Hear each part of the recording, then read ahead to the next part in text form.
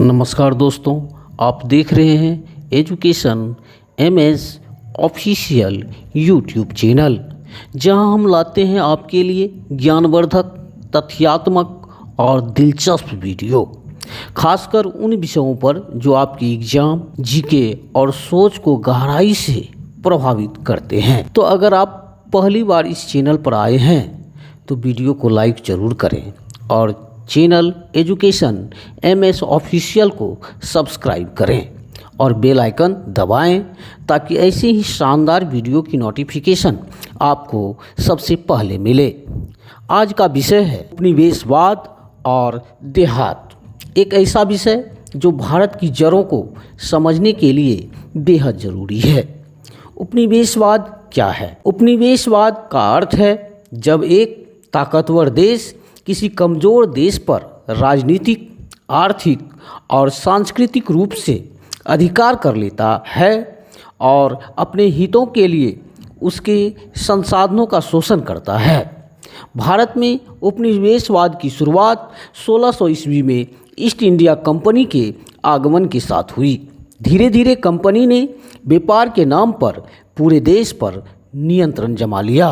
उपनिवेशवाद का ग्रामीण भारत पर प्रभाव, आइए अब इसे समझने का प्रयास करते हैं। भारत एक कृषि प्रधान देश था। अधिकांश जनसंख्या देहातों में रहती थी और खेती बाड़ी पर निर्भर थी। लेकिन अंग्रेजों के आने के बाद देहातों की पूरी संरचना बदल गई। मुख्य प्रभाव, पारंपरिक जमींदारी और गांव की आत्मनिर्भर व्यवस्था को तोड़ा गया। नकदी फसलों की मजबूरी, अंग्रेज़ों ने किसानों को नील, अफीम, कपास जैसी फसलें उगाने पर मजबूर किया। भू राजस्व व्यवस्था जैसे रैयतवारी, माहलवारी, जमींदारी ने किसानों का जीवन और कठिन बना दिया।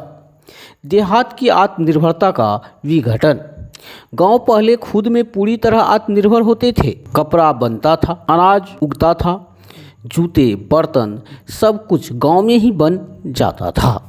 लेकिन अंग्रेज़ों ने गांव के शिल्पियों और कारीगरों की रोजी छीन ली। मशीनी सामान विदेश से आने लगा। देहात केवल कच्चा माल देने वाला इलाका बन गया। शिक्षा, स्वास्थ्य और संरचना में परिवर्तन, अंग्रेज़ों ने शिक्षा को केवल क्लर्क और बाबू तैयार करने तक सीमित रखा। देहात में अस्पताल और स्कूल बहुत कम बने। सारा ध्यान शहरों पर था। सड़कें बनाई गई पर केवल व्यापार के लिए, ग्रामीणों की सुविधा के लिए नहीं। सामाजिक प्रभाव, जाति व्यवस्था को और मजबूत किया गया ताकि लोग संगठित ना हो सके। धार्मिक और सांस्कृतिक हस्तक्षेप हुआ, जैसे सती प्रथा पर रोक या अंग्रेजी कानूनों का प्रवर्तन। ग्रामीण विद्रोह और संघर्ष, संथाल विद्रोह, भील विद्रोह, नील विद्रोह, नील आंदोलन, ये सभी देहात से ही निकले जन आंदोलन थे। किसानों और आदिवासियों ने कई बार अंग्रेजों के खिलाफ हथियार उठाए, लेकिन संसाधनों की कमी के कारण उन्हें दबा दिया गया। स्वतंत्रता संग्राम में देहात की भूमिका, आइए इसे समझने का प्रयास करेंगे। गांधी जी ने ग्रामीण भारत को ही स्वतंत्रता का केंद्र बनाया। चरखा, खादी, ग्राम स्वराज, असहयोग आंदोलन, सविनय अवज्ञा, भारत छोड़ो आंदोलन, इनमें ग्रामीण जनता ने बढ़ चढ़कर भाग लिया। आज़ादी के बाद देहात की स्थिति, स्वतंत्रता के बाद जमींदारी प्रथा समाप्त कर दी गई। पंचायती राज, कृषि सुधार, मनरेगा जैसी योजनाएं शुरू हुई।